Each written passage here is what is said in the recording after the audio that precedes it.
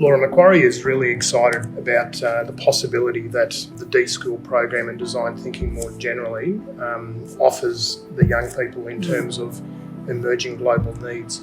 What are your understanding of emerging global needs in education?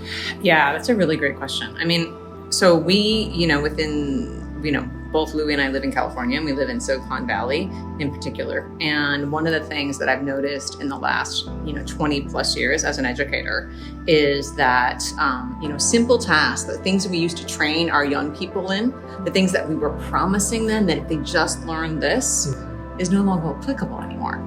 I would say 15 years ago, there was this whole shift to teaching coding. We all must learn how to code. And now we're seeing that actually it's not about understanding certain code or Python, it's actually understanding much more deeper, complex issues. Yeah. And one of the things that I think we're noticing, particularly within Stanford and globally, is that there are really complex challenges facing the globe, where they're looking at climate, equity, access, economic challenges that are not unique to just Australia, but a global phenomenon. And I think what we're noticing is that what young people need now is not just a set of concrete skills, but capacities to reimagine how we solve problems. Yeah. And so design, I think, for me, that's why I'm a designer, is that it gives us a lot of affordances and builds creative confidence to do that. So we keep hearing here in Australia about skills like problem solving, collaboration, and particularly adaptability. Yeah. How does the D-School program speak into that in terms of skilling? Yeah. I mean, all of those, and a yes and, which is the D-School capacity, is problem finding. Part of actually design is not just giving and young people saying, solve this X problem. Actually finding the right problem to solve is 90% of problem solving. And so design, it really does a couple things. One, it helps people get better at uncovering the right way to look at a problem in new ways. So finding the right problem is actually a very hard thing, and design allows you to do that. Then the other thing you're talking about, which is critical thinking, collaboration, and creativity, allows us to find a problem and then actually work with others, which allows us to have a diverse perspective about how that problem is impacting other people.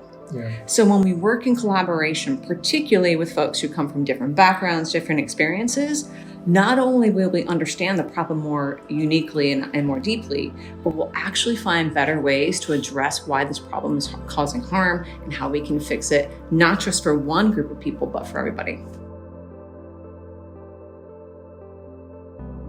One of the real challenges that we've experienced or observed here at Macquarie over time is that we have many students who, let's describe them as straight A students.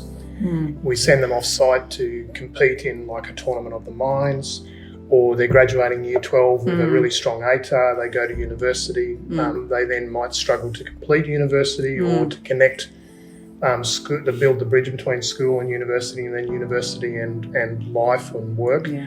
How does the design thinking approach or way of thinking support success? I mean, I think one of the things that design allows you to do, whether you're facing a challenge that is in your work or your personal life, is that it gives you a skill to basically find ways to essentially answer or address the problem in lots of ways. We call that prototyping iteration. Yeah. I think there is a thing that I've seen, as being a lifelong educator, is I find students, they might graduate or not graduate, and they feel like they have no path forward. There's no path. They're I have not finished school and I just don't know where to go. Yeah. What design, allows us is actually, whether it's through prototyping, brainstorming, empathy work, it actually gives you lots of ways forward. Yeah. And I think that's a really important skill for young people, because the world is changing.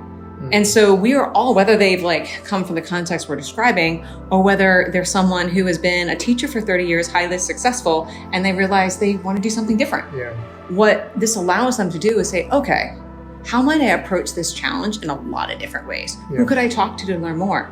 So it gives them actually, beyond academic and economic success, it actually gives them personal success, because it gives them a tool or a strategy to address a problem in new ways, whether it's working with their partners, their families. There's ways to actually address problems that often seem intangible or really sticky, and it gives them a way to start working towards it.